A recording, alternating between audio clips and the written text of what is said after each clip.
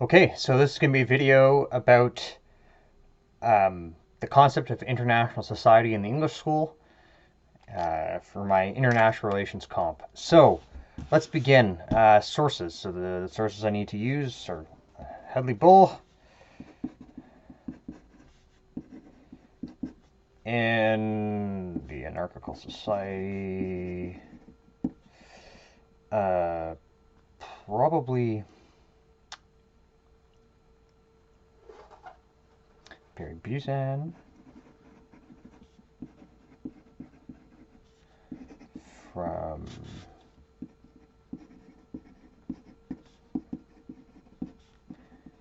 International System to International Society. And Tim Dunn's, that's the one. Tim Dunn. His chapter on the English school in the Oxford Handbook. And some honorable mentions. We'll go to Ramal Ra and honorable mention to Sam Huntington. And probably an honorable mention to Paul Kennedy. All right. So that gives me about 6 sources. And going on to the next, I've got, what I'm going to do is I'm going to introduce it. The concept, I'll introduce criticisms. And then related concepts. Okay, sweet. So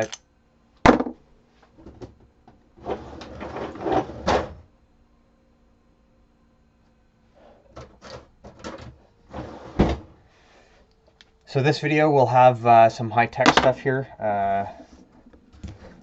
namely my nice whiteboard so I can show stuff, because when it comes to the comp, I'll be writing out these diagrams for myself anyway. So let's talk about what an international society is. So we'll start off with Hedley Bull. So Hedley Bull is one of the founders of the English school. The English school being a branch of international relations started in England, but that used more of a humanist tradition. The American tradition is based very much off social science, kind of a they use terms like independent variable, dependent variable, intervening variable, whereas the English school kind of focuses more on historical context, right? So Hedley Bull defined an international system as when states had to rely on each other, had to take each other into account in terms of their calculations, right? So, for example, an international system could include states that didn't necessarily recognize each other. Take, for example,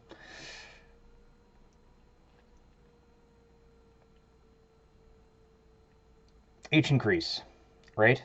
The Greeks didn't really view the Persians as the same as them. They weren't part of a Greek society, the international society that were the Greek city-states. But they had to factor into Persian calculations. And same with the Persians with the Greeks, right? The Persians didn't fully recognize Greek sovereignty. They kind of wanted a suzerain relationship with them. But even if you can't recognize someone formally, troops are troops and mountains are mountains and trade is trade. In Hedley Bull's view, states become an international society when they start kind of accepting common rules, and they kind of give up a bit of sovereignty to kind of to operate on the same rules and have some kind of mutual recognition. So one great example to go back to the Greeks is the Greeks themselves had an international society, right? The Greek polises, they recognized each other in a way they didn't recognize, for example, the Persians, in that they all went to Olympic Games, right? And there's a certain there were certain rules they had with each other they didn't have with other people. Same could be said with international system versus society. If you take the European powers in the United States and later Japan and China, the European states especially said, we're each sovereign countries. We've had that Westphalia thing, and ambassadors are untouchable, and so on and so forth. So their international society, China, they have to factor in China into their calculations, but China was treated very differently, right? You have the kind of the European cities, kind of port cities, and the U.S. wants an open door. The open door policy says we don't respect your sovereignty. If you tried an open door policy with France, it would have been very different. So that's the difference between international system and international society in Hedley Bull's view. Tim Dunn elaborates on this more in terms of he contextualizes what Hedley Bull meant by international society. So, in the historiography of the English school, or not the historiography, and the kind of theoretical development of the English school, there are actually two groups of two groups of theorists. One are a group of theorists that see international societies resulting from functional relationships. So that's what Hedley Bull comes from, right? So culture or no, eventually you're going to have enough of a back and forth that we'll come to know each other, we'll come to accept rules, and that kind of necessity being the mother of invention, we'll invent some rules, we'll invent some commonality. Martin White actually saw it more as an outcome of common culture, right? So European countries developed a kind of international society because they had years of, well, like everybody speaking French, right?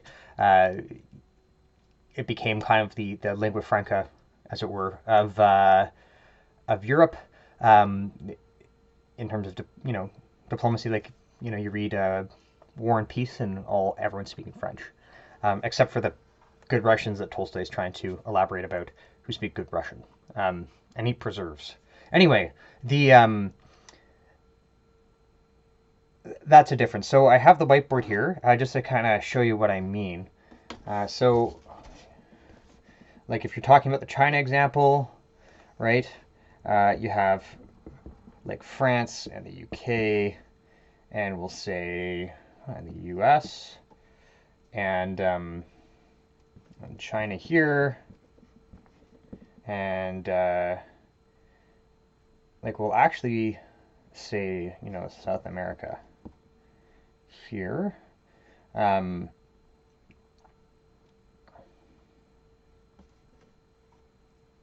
Yeah. So if you look at this chart here, it's pretty there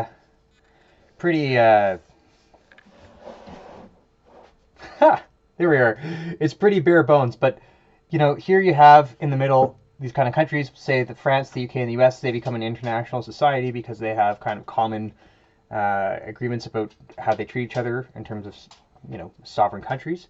They all view like China as part of their international system because they have to take China into consideration. And if you look at, for example, South America and the U.S. treatment of South America, the U.S. clearly views it as kind of a systemic, more of an international system, right? You have the Monroe Doctrine, which explicitly states that we don't really see you guys the same as we see, other imperial powers. But there is a bit of an attempt, right? You could argue the Monroe Doctrine. Well, I meant to make that dotted, but Monroe Doctrine.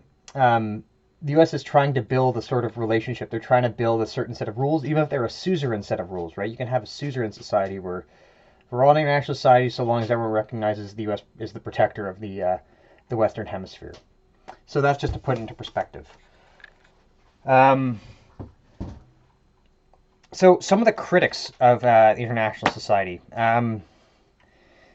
Barry Buzan points this out in his article From International System to International Society, where he also, and its relation to structural realism. So constructivists, who you think would be, who generally see things as everything is a product of social relationships, you think they'd be all about the international society, right? Because, it's a commonly agreed reality, an intersubjective reality. But they're not. And one of the reasons they're not is because constructivists come from that American tradition, that sort of positivist, progressive kind of tradition where, everything has strict empirical boundaries.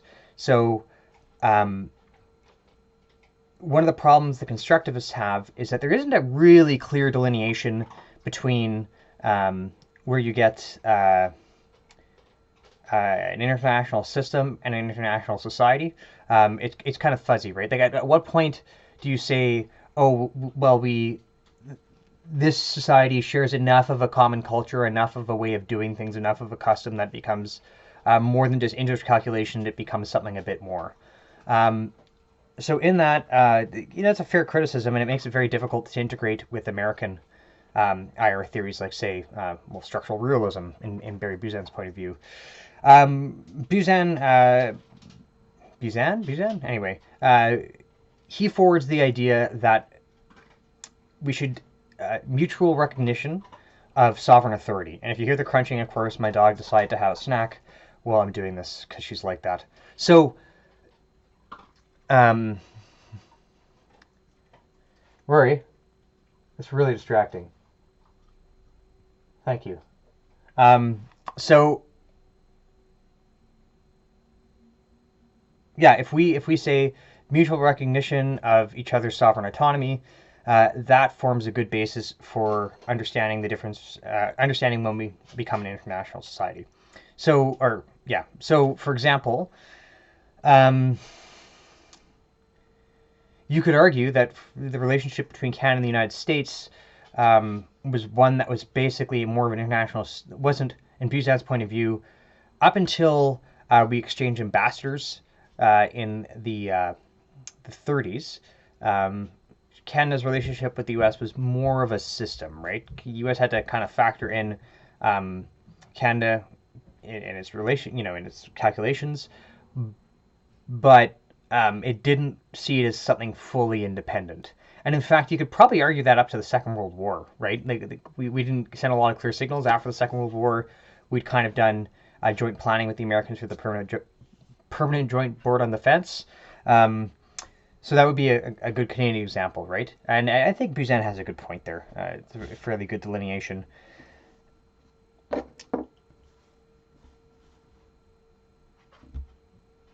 Right. So let's talk about similar concepts. So one concept that's quite similar is Raymond Aron's kind of proto-English school book, International Relations, War and Peace, A Theory of International Relations. There you go. So in that, Aron talks a lot about the importance of kind of both power relationships and cultural relationships, and he talks about the difference between a heterogeneous system and a homogeneous system. So a rough analogy would be that in a homogeneous system, you have that sort of Westphalian, everyone recognizes each other's sovereignty. We all have a common understanding of what sovereignty means. And so that's, you could call an international society, whereas a heterogeneous system would be basically an international system, right? Some actors get mutual recognition as kind of big players, and other actors don't get that same recognition, heterogeneous. And similar concepts. Another good one would be Samuel Huntington, right? In the Clash of Civilizations. So he deals with some similar concepts. In Huntington's book, he talks about kind of, I think, core states. He divides the world up into cultural groups. Some I think more coherent than others. But in each of those kind of cultural groups, there is a core society and there are peripheral societies, and the core societies view each other in a certain way, and they view their periphery societies in a different way. So, for example, Huntington might describe the conflict in Ukraine as one that should be mediated primarily by the Europeans and the Russians, because the Ukrainians are a kind of peripheral society, and they actually have a very different relationship with the bigger core powers than with other sovereign states. And lastly, Paul Kennedy deserves a mention here. So Paul Kennedy dealt with some of the same problems that Hedley Bull was dealing with, in that. So in The Rise and Fall of the Great Powers, which is it's a good quick read. He talks about the rise of certain state systems. So he talked about, for example, the rise of the European system and how Europe had to sort itself out kind of economically and militarily. It took some time to actually develop Europe as a coherent entity before that European state system expanded elsewhere, and other countries kind of got looped into it eventually.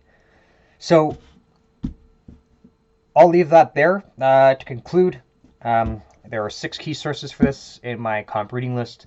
Hedley Bull's The Anarchical Society. Second, Tim Dunn's chapter on the English School in the Oxford Handbook of International Relations. Third, Barry Buzan's article From International System to International Society, structure, where he talks about structural realism, its relation to structural realism. Raymond Aron's War and Peace, Theory of International Relations. An honorable mention to Sam Huntington in The Clash of Civilizations, and an honorable mention to Paul Kennedy in The Rise and Fall of the Great Powers.